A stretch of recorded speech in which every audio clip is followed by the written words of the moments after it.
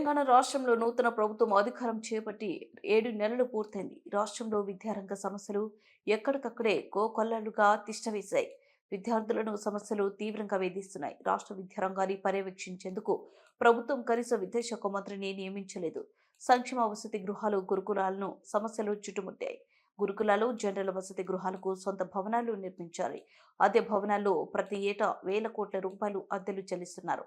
అద్దె భవనాలు నిర్వహిస్తున్న గురుకులాలు, జనరల్ వసతి గృహాల అద్దెలు నేరుగా భవన ఓనర్కే చెల్లించడంతో గురుకులాల్లో భవనం కనీస మైనర్ రిపేర్లు చేయించడానికి కూడా నిధులు ఉండటం లేదు. అద్దె భవనాలు, త్రాగునీరు, టాయిలెట్స్ శిథిలావస్థకు చేరిన పై కప్పుల వంటి తీవ్రమైన సమస్యలు ఉన్నాయి. రాష్ట్ర వ్యాప్తంగా అనేక విద్యారంగ సమస్యలున్నాయి. వాటి పరిష్కారం కోసం ఎస్ఎఫ్ఐ తెలంగాణ రాష్ట్ర కమిటీ సెప్టెంబర్ 10 ఉదయం 10 గంటలకు హైదరాబాద్ ఇందిరా పార్క్ వద్ద విద్యార్థి మహాగర్జన చేపట్టడానికి కార్యాచరణ ప్రకటించింది.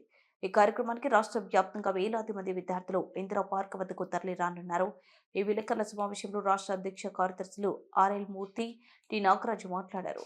ఈ సమావేశంలో రాష్ట్ర సహాయ కార్యదర్శులు డి కిరణ్, ఎం మమత, కె అశోక్ రెడ్డి, రాష్ట్ర కమిటీ సభ్యులు జె రమేష్, లెనిన్లు పాల్గొన్నారు. నమస్కారాలు. భారత విద్యార్థి ఫెడరేషన్ ఎస్ఎఫ్ఐ తెలంగాణ రాష్ట్ర కమిటీ ఆధ్వర్యంలో సెప్టెంబర్ 10వ తేదీన హలో విద్యార్థి చలో హైదరాబాద్ అనే కార్యక్రమంలో వేలాది మంది విద్యార్థులను కదిలించి ఈ కార్యక్రమాన్ని నిర్వహిస్తున్నాం. ప్రభుత్వం అని చెప్తున్నటువంటి రేవంత్ రెడ్డి ప్రభుత్వం అధికారంలోకి వచ్చి 8 నెలలైతున్న విద్యారంగ సమస్యలు మాత్రం ఎక్కడికక్కడికి పేరుకుపోయాయి. సమస్యలు పరిష్కరించడంలో ప్రభుత్వం పూర్తిగా వైఫల్యం చెందిందని మేము భావిస్తున్నాం. గత 10 సంవత్సరాల టీఆర్ఎస్ ప్రభుత్వ పాలనలో విద్యారంగం ఏ రకంగా అయితే నిర్వీర్యానికి, నిర్లక్ష్యానికి గురైందో అదే ప్రభుత్వ విధానాలు కొత్తగా వచ్చినటువంటి ప్రజాప్రభుత్వం విద్యారంగం పట్ల అదే విధానాలు అవలంబిస్తుంది. ఏమాత్రం చిత్తశుద్ధి లేదనేటువంటి విషయం వీళ్ళ ఆలోచనలు, వీళ్ళ విధానాలు కనబడుతున్నాయి.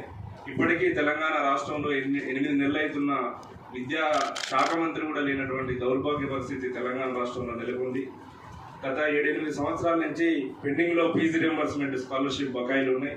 వీటిని రాష్ట్ర ప్రభుత్వం విడుదల చేయట్లేదు. మొన్నటికి మొన్న జేఎన్టీలో ముఖ్యమంత్రి మాట్లాడుతూ తక్షణమే ఫీజు రియంబర్స్మెంట్, స్కాలర్షిప్ బకాయిలు విడుదల చేస్తామని చెప్పడం జరిగింది. వాటి మీద ఇంకా రాష్ట్ర ప్రభుత్వం చిత్తశుద్ధి కనబడట్లేదు. విద్యార్థులు చాలా ఇబ్బంది పడుతున్నటువంటి పరిస్థితి ఉంది. కోర్సు పూర్తయిన తర్వాత సర్టిఫికేట్ తీసుకొని పై చదువులు చదువుకోవాలంటే ప్రైవేటు యాజమాన్యాలు సర్టిఫికేట్ ఇచ్చేటువంటి పరిస్థితి లేదు. ఒకవైపు విద్యార్థులు, గ్రామీణ నేపథ్యం కలిగినటువంటి విద్యార్థులు చదువుకోవాలంటే రియంబర్స్మెంట్ వస్తుందనేటువంటి ఆశతో చదువుకుంటే ఈ పాలక ప్రభుత్వాలు మాత్రం రియంబర్స్మెంట్, స్కాలర్షిప్ విడుదల చేసేటువంటి పరిస్థితి తెలంగాణలో నేడు లేదు. ప్రధానంగా తెలంగాణ రాష్ట్రానికి గుండెకాయ లాంటి విశ్వవిద్యాలయాలకు ఇప్పటికీ వైస్ ఛాన్సలర్ లేరు. స్వయంగా ముఖ్యమంత్రి గారే మే 21 కంటే ముందే మేము సెర్చ్ కమిటీలు ఏర్పాటు చేసి వీసీల నియామకాన్ని తొందరగా అపాయింట్ చేస్తామని చెప్పారు. పదే డేట్ మార్చుతున్నారు. ఈ సెప్టెంబర్ 10లోపు వీసీల నియామకం జరుగుతుందని చెప్తున్నారు. కానీ దాని మీద మాత్రం కూడా మాకు విద్యార్థి సంఘాలకు నమ్మకం లేనటువంటి పరిస్థితి ఉంది. తక్షణమే సెర్చ్ కమిటీ సమావేశాలు ఏర్పాటు చేసి యూనివర్సిటీకి పారదర్శకమైనటువంటి వీసీలను నియమించాలి. అదేవిధంగా ఈరోజు విశ్వవిద్యాలయాలు అనాథ కేంద్రాలుగా మారినటువంటి పరిస్థితి ఉంది. యూనివర్సిటీలో టీచర్ పోస్టులు ఖాళీలు ఉన్నాయి. వాటిని తక్షణమే భర్తీ చేయాలని కూడా ఈ సందర్భంగా డిమాండ్ చేస్తున్నాం. దాంతోపాటు ఎంటైర్గా విశ్వవిద్యాలయంలో చదువుతున్నటువంటి గ్రామీణ నేపథ్యం కలిగినటువంటి విద్యార్థులకు పెరిగిన ధరలకు అనుకున్నటువంటి మెచ్చార్జీలు కానీ, లేకపోతే స్కాలర్షిప్ కానీ, ఫెలోషిప్ కానీ సౌకర్యాలు రావట్లేదు. కాబట్టి ప్రభుత్వం చొరవ తీసుకొని గత విద్యారంగాన్ని పునర్నిర్మాణం చేసేటువంటి బాధ్యత ఈ ప్రభుత్వం తక్షణమే చేపట్టాలని కూడా ఈ సందర్భంగా మేము డిమాండ్ చేస్తున్నాం. అదేవిధంగా తెలంగాణ రాష్ట్రంలో ఉన్నటువంటి విద్యాశాఖ పరిధిలో ఖాళీగా ఉన్నటువంటి అన్ని ఉద్యోగాలకు తక్షణమే నోటిఫికేషన్ వేసి భర్తీ చేయాలని కూడా ఈ సందర్భంగా మేము రాష్ట్ర ప్రభుత్వాన్ని డిమాండ్ చేస్తున్నాం. తెలంగాణ రాష్ట్రంలో ఉన్నటువంటి విద్యారంగాన్ని ఈ మధ్య కాలంలో రాష్ట్ర ముఖ్యమంత్రి గారు అంగన్వాడీ కేంద్రాల్లో 3వ తరగతి నుంచే అంగన్వాడీ కేంద్రాల నుంచి విద్యారంగాన్ని ప్రారంభిస్తామని చెప్తున్నారు. ఈరోజు తెలంగాణ రాష్ట్రంలో అంగన్వాడీలో విద్య కొనసాగించడం అంటే నూతన జాతీయ విద్యా విధానాన్ని ఈ రాష్ట్ర ప్రభుత్వం అడాప్ట్ చేసుకుంటుందా అనే విషయం మాకు కనిపిస్తుంది. కాబట్టి రాష్ట్ర ప్రభుత్వం తక్షణమే నూతన జాతీయ విద్యా విధానం పట్ల కూడా ఒక స్పష్టమైనటువంటి వైఖరిని ప్రకటించాలని కూడా ఈ సందర్భంగా డిమాండ్ చేస్తూ ఈ 8 నెలల ప్రభుత్వ పాలన అని చెప్తున్నటువంటి రేవంత్ రెడ్డి పరిపాలనలో విద్యారంగం ధ్వంసమవుతున్నటువంటి విధానాలకు వ్యతిరేకంగా చలో హైదరాబాద్ కార్యక్రమాన్ని నిర్వహిస్తున్నాం. కాబట్టి ఈ కార్యక్రమాన్ని జయప్రదం కోసం తెలంగాణ రాష్ట్రంలో ఉన్నటువంటి విద్యార్థులు, ప్రజాస్వామ్య ప్రజాస్వామ్యవాదులు, తల్లిదండ్రులు, ప్రజా సంఘాలు, విద్యార్థి సంఘాలందరూ సంపూర్ణ మద్దతు ఇచ్చి ఈ విద్యారంగాన్ని కాపాడుకునేటువంటి బాధ్యతకు అండగా ఉంటారని ఎస్ఎఫ్ఐ తెలంగాణ రాష్ట్ర కమిటీ నుంచి మీడియా ద్వారా మేము విజ్ఞప్తి చేస్తున్నాం. ఫెడరేషన్ ఎస్ఎఫ్ఐ తెలంగాణ రాష్ట్ర కమిటీ ఆధ్వర్యంలో పత్రికా విలేకరుల సమావేశం నిర్వహిస్తా ఉన్నాం.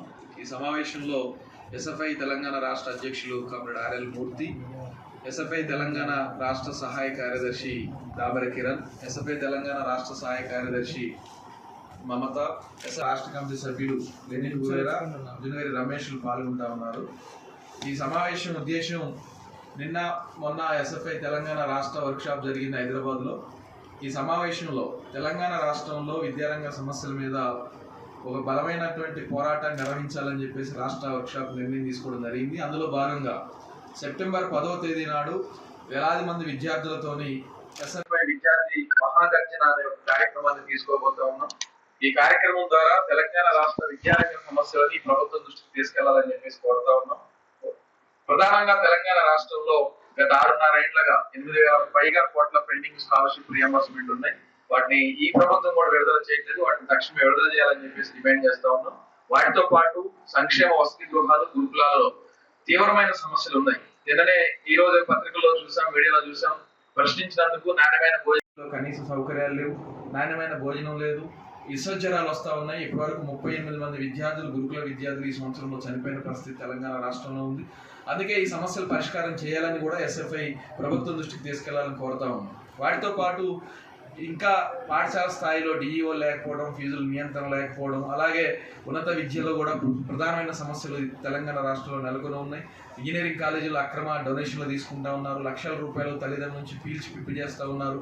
వాటి గురించి ఎవరు మాట్లాడుతున్న పరిస్థితి కనిపిస్తలేదు. అందుకే తెలంగాణ విద్యారంగం మొత్తం కూడా అస్తవ్యస్తంగా ఉంది. ఈ సమస్యలు మొత్తం పరిష్కరించాలని వేలాది మంది విద్యార్థులతోని చలో హైదరాబాద్ కార్యక్రమాన్ని నిర్వహించబోతా ఉన్నాం. ఈ కార్యక్రమంలో విద్యార్థులందరూ పాల్గొనాలని పిలుపునిస్తా ఉన్నాం. అలాగే రాష్ట్ర ముఖ్యమంత్రి కూడా తక్షణం స్పందించాలి. విద్యారంగం మీద సమీక్ష చేయడం కాదు, సమస్యలు పరిష్కారం చేయాలని కూడా కోరుతా ఉన్నాం. ఈ సమస్యలు పరిష్కారం చేయకపోతే భవిష్యత్తులో ఇంకా మరిన్ని ఉద్యమాలు తెలంగాణ రాష్ట్ర వ్యాప్తంగా కూడా నిర్వహించడానికి మేము ప్రయత్నం చేస్తాం. ఇది తెలియజేస్తూ ఇప్పుడు ఎస్ఎఫ్ఐ రాష్ట్ర అధ్యక్షులు ఆర్ఎల్ మూర్తి గారు మాట్లాడతారు.